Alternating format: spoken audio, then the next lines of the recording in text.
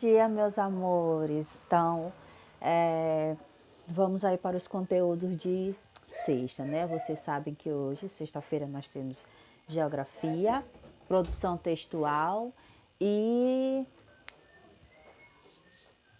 Então, geografia, produção textual, ensino religioso e arte. Então, vamos lá. Agora vamos para o nosso horário de geografia. Então, abra aí os seus livros, módulo 2, na página 234, tá bom? Nós vamos conversar aí sobre o capítulo 5, que é o tema de hoje. Página 234, do módulo 2, capítulo 5. E o tema do capítulo 5 é as transformações da paisagem pelos seres humanos. Então, assim, nós vamos continuar conversando sobre paisagem. Vocês lembram que no capítulo passado, né, no caso, capítulo 4, nós falamos sobre as paisagens. Então, você pode ter uma paisagem que é natural ou uma paisagem que ela é humanizada. Nós conversamos muito sobre isso, né? E aí, neste capítulo, nós vamos identificar elementos naturais e elementos humanizados, né? Nós vamos reconhecer que as paisagens se transformam ao longo do tempo e, sobretudo, através da ação humana. As paisagens naturais, elas se transformam, sim, né? Você sabe que tem fatores como o vento, né? Água, que contribuem para uma paisagem se transformada. Mas é interessante como o nosso livro destaca que o principal responsável por isso somos nós, seres humanos, né? A ação humana. E aí também nós vamos perceber que diferentes sociedades atuam de formas variadas sobre a paisagem. Por último, nós vamos identificar diferentes formas de representação das paisagens. E aí, como de costume, nós vamos lá para o quadrinho branco, né, para começar, lá da 235. Aí a letra A diz assim: as duas imagens mostram o mesmo lugar, em épocas diferentes. Aí ele pergunta: que lugar é esse que está sendo retratado? Então, na imagem maior, em preto e branco, né, e na imagem colorida, nós temos aí o mesmo lugar. E aí, se nós lermos aí na legenda da imagem, está dizendo assim: Palácio do Sultão Abdul Samad, em Kuala Lumpur, na Malásia. A imagem maior mostra o palácio no ano de 1941 e a imagem menor mostra ele já em 2016. Vocês podem perceber que teve sim transformações na paisagem. Por exemplo, tem monumentos já maiores, prédios, né, maiores, dentro, acredito que seja dentro ou atrás, não dá para ver direito, mas acredito que seja atrás, né, desse palácio. Então você vê aí modificações nessa paisagem. Letra B.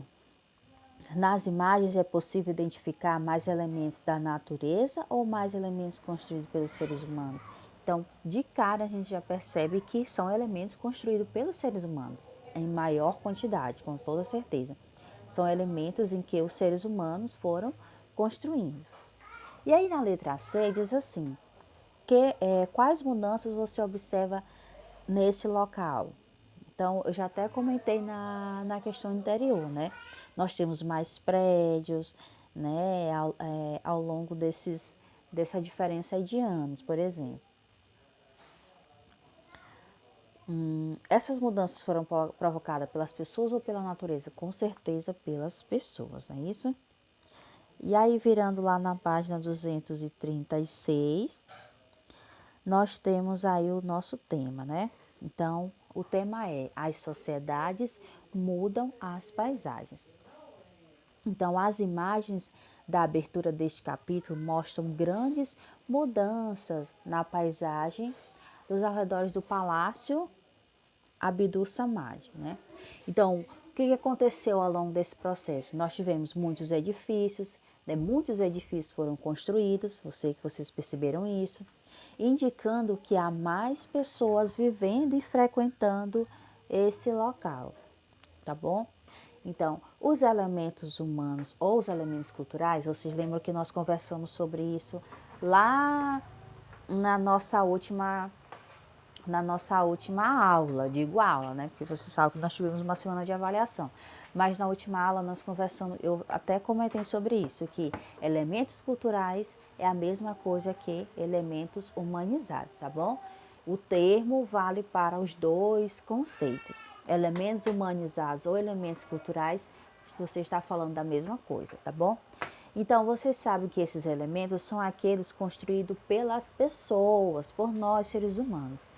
E aí, como exemplo, nós temos os edifícios, nós temos construções, né? Meios de transporte, que nós conversamos lá em história também. Meios de transporte como os automóveis, ônibus, caminhões, barcos, navios, tudo isso é produzido e feito pelos seres humanos.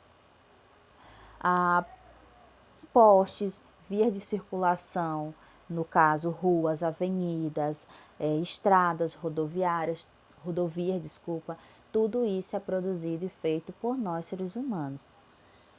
Além também das áreas de cultivo. Lembram que vocês ficaram em uma certa dúvida, né, quanto a áreas de cultivo, de plantação. Então, áreas de cultivo de plantação não é um elemento natural, é um elemento que é feito e construído pelos seres humanos. Então, por isso ele está dentro do conceito de elementos humanizados. Por quê? Porque é algo feito pelo homem, pelas pessoas. Aí, já os elementos naturais são aqueles que foram concebidos pela natureza, né, como rios, cachoeiras, lagos naturais, né, porque você sabe que existem lagos que também são feitos pelos seres humanos. Então, os lagos naturais está dentro de elementos naturais. Montanhas, os próprios animais, nós seres humanos também, vegetação, tudo isso está como elemento natural.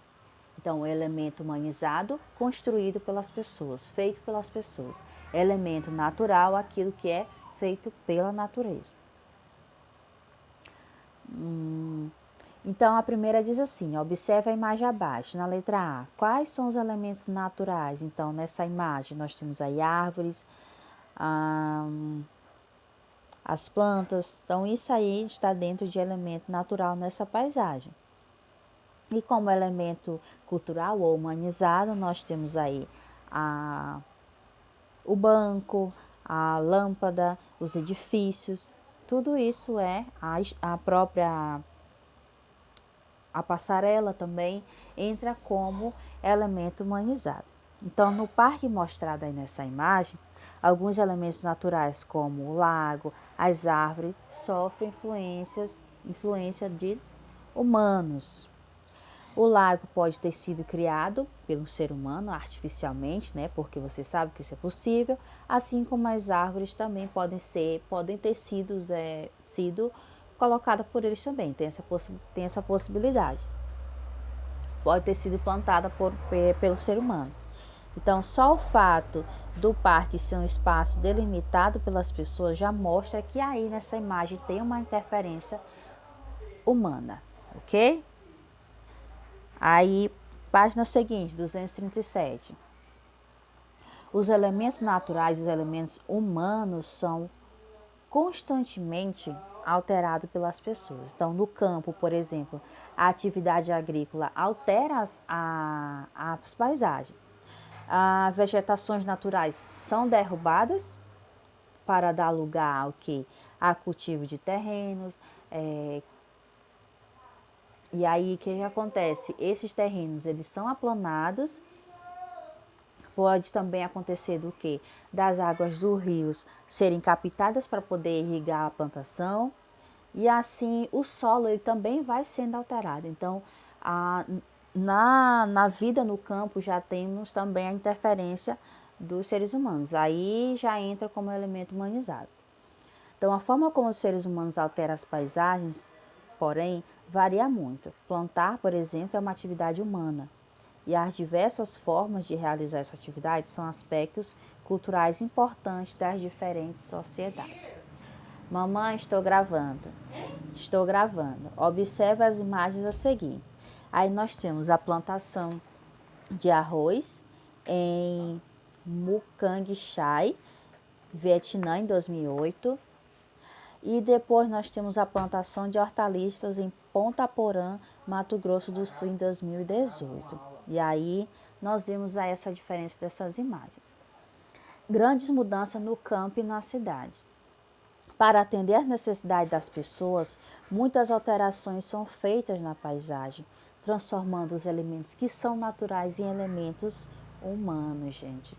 Então, mas até mesmo os elementos humanos sofrem alterações ao longo do tempo. Então, o que esse texto aqui está querendo nos trazer? Que até elemento que é natural, ele sofre interferência das pessoas, se tornando o elemento humano. E até o elemento que é humano também sofre interferência do próprio ser humano. Então, como você já estudou, nós já estudamos, né, essas mudanças ocorrem tanto no campo quanto na cidade. E aí as cidades, porém, concentram maior parte da população, como nós aprendemos, né? Não só no Brasil como no mundo também. E por isso é onde ocorre as maiores transformações. Ok? Aí indo lá na página 240, nós temos aí roda de leitura. Leia o trecho do poema de Casimiro de Abreu. Meus 8 anos. Oh, que saudades que tenho da minha infância querida, que os anos não trazem mais. Que amor, que sonho, que flores.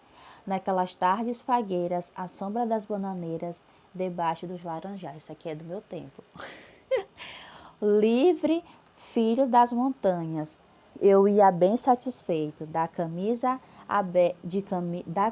aberto o peito, pés descalços, braços nus, correndo pelas campinas. Trepava a tirar as mangas, brincava à beira do mar. Então, fagueiras quer dizer agradáveis, tá bom? E campinas são terrenos pouco acidentados ou planos com vegetação rasteira. Então, aí Casimiro, nesse poema, ele trata aí como era a sua vida, provavelmente uma vida no interior, nos seus 8 anos, né? Um lugar que ele tem muita saudade, né? Que ele relembra. Olha, na primeira estrofe, no primeiro verso, ele já diz: ó, que saudades que tenho da minha infância querida. Então, aí ele já retrata como foi sua infância e da saudade da forma como era na época. Aí a primeira pergunta diz assim: nesse poema, Casimiro de Abreu conta um pouco sobre onde passou sua infância. Sublinhe no texto os elementos naturais em que ele fala aí. Então, os elementos naturais que ele fala na primeira estrofe, nós temos aí flores, bananeiras e laranjais. Então, são 3 elementos naturais que nós vemos na primeira estrofe. Na segunda estrofe, nós temos as montanhas e as campinas. E na última estrofe, nós temos mangas e mar. Então, aí são os elementos naturais desse texto, ok? E aí, para organizar o pensamento, na 241, nós temos as paisagens, elas são transformadas pela ação do homem para atender às necessidades e às demandas, né? Isso das pessoas, de acordo com a necessidade. Vocês sabem, né? Que de acordo com a necessidade das pessoas, elas vão transformando o ambiente que ela vive, a paisagem que ela está inserida. E aí as paisagens, elas são formadas por elementos naturais, não é isso? Ou elementos humanos ou elementos culturais. As paisagens, suas transformações podem ser representadas de diferentes maneiras. A arte também é uma delas. As diferentes sociedades alteram as paisagens de formas variadas. Então, dependendo do lugar, do estado, da cidade em que está ou do país, as pessoas vão alterar as paisagens a seu modo, de acordo com a sua necessidade. E a transformação das paisagens ocorre tanto no campo quanto na cidade. E vale ressaltar que as transformações na cidade, elas são bem maiores, né? Bem mais intensas do que no campo. Então, esse é o nosso capítulo 5, tá bom? tivemos que estudar ele todo, porque ontem nós tivemos um feriado e por conta disso nós não tivemos o nosso horário de geografia. Então, por isso, e para cumprir o nosso tempo, nós tivemos que estudar todo o capítulo 5, tá bom? Então, até a próxima.